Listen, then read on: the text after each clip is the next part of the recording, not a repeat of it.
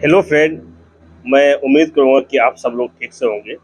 आप लोगों ने हाल ही में बुलडोजर न्याय, आप लोग ये जानते होंगे कि बुलडोजर न्याय में कितना डिस्क्रिमिनेशन किया जाता है। कोई भी अपराध होता है, अपराध की पहलू होती है, उसकी इंक्वायरी होती है, प्रिलिमिनरी इंक्वायरी होती है, फिर उसके बाद में इन्वेस्टिगेशन होता है, तब जाकर कुछ उस अपराध का तथ्य और निष्कर्ष सही से पता चल पाता है। लेकिन आप लोग ये ध्यान देते हैं कि जब एक प्रकार का एक संवैधानिक पद पर बैठे लोग, जो उनकी मेंटलिटी है, संवैधानिक पद पर और संविधान की कसम खाते हैं कि मैं संविधान का शपथ लेते हैं, और उसके बाद में उनकी मेंटलिटी जैसे कि तैसे बनी होती है, उससे क्या अपेक्षा की जाए कि प्रदेश में एक अच्छा सुशासन व्यवस्था का क्रियान्वयन किया जाएगा, सबका साथ, सबका विकास और सबका विश्वास कैसे सुनिश्चित होगा। दोस्तों, मैं बताना चाहता हूं, अभी हाल ही में गोमती नगर के कांड में जो है, वहां के मनचले जो कई करीब जो है 30 से 40 व्यक्ति वहां पर जो है हुड़दंगई मचा रहे थे, महिलाओं के साथ बदतमीजी की गई, बदसलूकी की गई, और उसके बाद में मुख्यमंत्री महोदय जी जो है सदन के अंदर जो है सद्भावना के दूत बताते हैं कि केवल जो है दो ही व्यक्ति जो है नाम प्रकाश में आता है। पहला नाम आता है, क्या नाम है, जो है यादव का, दूसरा नाम आता है मुस्लिम का। ये आप समझ रहे हैं कि दो नाम एक, और उसके बाद में उनको फोकस किया गया मुख्यमंत्री महोदय द्वारा कि ये सद्भावना के दूत है। और बाकी जब पुलिस ने शाम को जो है लोगों को गिरफ्तार किया और नाम प्रकाश में आए, तो सब वर्ग, सब लोग के, सब जातिया के लोग वहां मौजूद थे। अपराध जाति व्यवस्था नहीं देखी जाती है, अपराध अपराध होता है और भारतीय कानून के अनुसार उसे दंड मिलेगा, लेकिन उसमें जात देखना ये जो है गलत है। और अगर जाति देखकर अगर आप विदर्शित करते हैं तो ये बैठे हुए उच्च पदों पर ये शोभा नहीं देता है। हाल ही में आपने देखा होगा कि अल्पसंख्यकों के साथ जो है कांवर की यात्रा के दौरान जो है मस्जिदों या मदरसों में जो है आप लोगों ने देखा होगा कि वो झंडा जो है झंडे से तोड़ते या मीनारों पर चढ़ने की कोशिश करते हैं, मस्जिदों में घुसने की कोशिश करते हैं। देश में जितने कांवड़ यात्री में आपने देखा होगा कितनी गाड़ियां तोड़ी हैं, कितने जनहानि का नुकसान हुआ है। क्या उनके घरों पे बुलडोजर नहीं चलना चाहिए? बुलडोजर की नीति से देश चलेगी, कानून का धरा रह जाएगा। कानून ये कहता है कि सबको संवैधानिक अधिकार मिला हुआ है, जब उसके ट्रायल, राइट टू ट्रायल मिला हुआ है, उसका फेयरनेस मिला हुआ है। जब तक ट्रायल नहीं होगा तब तो उसका क्या नाम है, उसका जब तक अपराध के निष्कर्ष तक नहीं पहुंचा जाएगा, तब तक आप किसी का घर कैसे गिरा देते हैं? कानून ये इजाजत देता है घर गिराने के लिए? भारतीय न्याय संहिता नया कानून बनाया गया, इसमें कहीं क्रॉस जोड़ा गया है कि जब तक जो है कोई अगर अपराध हो जाता है और अपराध के पीछे आपका मंशा जाहिर होता है, मंशा ये जाहिर होता है कि अगर उसके घर को गिराना नहीं होता है, आप बता देते हैं कि सरकारी जमीन कब्जे में है और ये उसका घर गिरा दिया जाता है। अरे सरकारी जमीन में कब्जे होते हैं, लेकिन सरकार उस पर कार्य क्या कर रही है ये भी देखना होता है। लेकिन उसका जो है बुलडोज कर दिया जाता है, उसका घर गिरा दिया जाता है। इसलिए गिरा दिया जाता है कि अल्पसंख्यक है, मुस्लिम है, मुस्लिमों के घर पे बुलडोजर चलता है। प्रदेश में कितने भी अत्याचारी हुए, प्रदेश में कितने ऐसे क्या नाम है, रेप कांड हुए हैं, उनके घरों पे बुलडोजर क्यों नहीं चलाया गया? ये प्रदेश में तमाम ऐसे कांड होते हैं जो सरकार उस पर जो है सही तरह से निर्णय नहीं लेना चाहती है। आपने देखा होगा बनारस में रेप कांड हुआ है, क्या सरकार उस पर कितनी तेजी से उस पर कार्य की? हाल ही में जो है रूल ऑफ लॉ के नाम पर एक पर्टिकुलर कम्युनिटी को टारगेट किया जाता है, एक पर्टिकुलर लोगों को टारगेट किया जाता है। ये गलत है, निराधार है।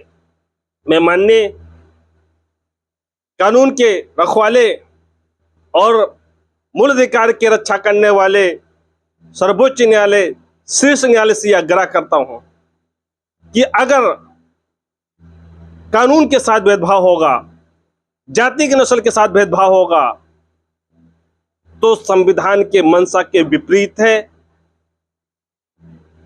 और उसके बाद में पूरी तौर पर अराजकता फैली जाएगी। तानाशाह हो जाएगा, लोकतंत्र नहीं तानाशाह हो जाएगा, क्योंकि डेमोक्रेसी कंट्री है। यहाँ सबको उतने राइट है जितना एक अपराधी हो और जितना क्या नाम है एक जो है निर्दोष हो।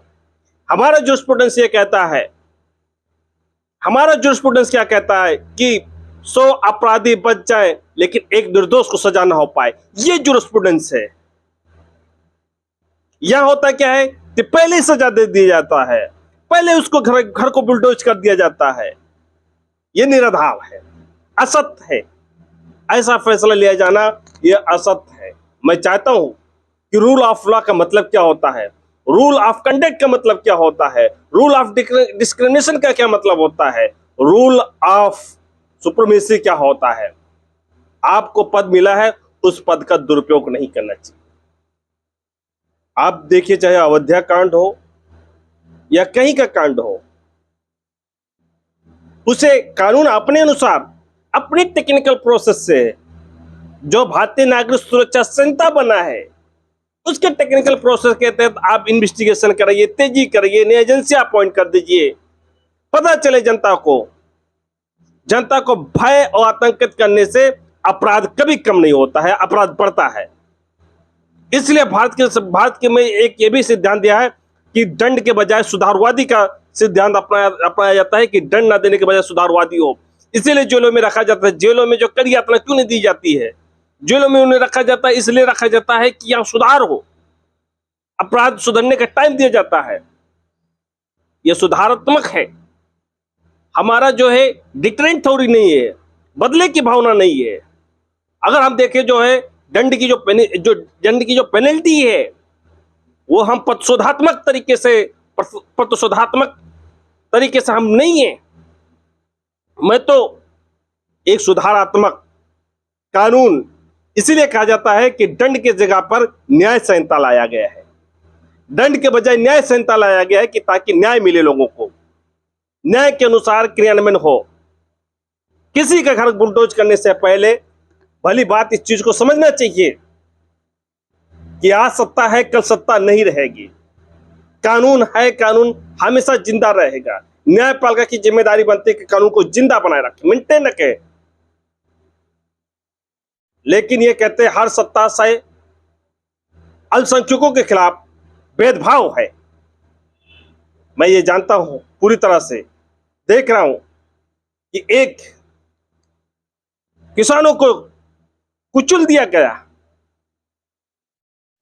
तो उनके घर बुलडोज नहीं चलाया गया। किसी का बेटा संसद है, संसद का बेटा सरेआम कुचल देता है सड़क पर, उनके घर बुलडोज नहीं चलाया जाता है। प्रदेश में ऐसे कई घटनाएं हुए हैं कि उनके घरों पर बुलडोजर नहीं चलाया गया। तो केवल मुसलमान अपराध करे तब बुलडोजर चले, ये गलत है, ये नीति गलत है। मैं इसका कंडेम करता हूं, विरोध करता हूं, क्योंकि रूल ऑफ लॉ के अकॉर्डिंग एक सबको इक्वलिटी का राइट है, सबको इक्वल राइट मिलना चाहिए, प्रोटेक्शन, इक्वल प्रोटेक्शन मिलना चाहिए। और इक्वल प्रोटेक्शन मिलने का उसकी हक है, ये कोई खैरात में नहीं है। उसे अपने हक के अकॉर्डिंग रह रहा है, किसी के दिए हुए खैरात से नहीं मिल रहा है। ये कानून है, ये देश है, वो देश का नागरिक है, हर कोई देश का नागरिक है। और नागरिक है तो नागरिक को जो है इक्वल राइट है, इक्वल जस्टिस है, उसे कोई छीन नहीं सकता है। अगर छीना जा रहा है तो उसके साथ इनजस्टिस है, और इनजस्टिस के खिलाफ जो है चुप बैठना नहीं जरूरी नहीं है, उसे आवाज उठाना जरूरी है। इसी के साथ मैं अपनी बातें यहीं पर विराम लगाता हूं। Thank you. जय हिंद, जय भारत।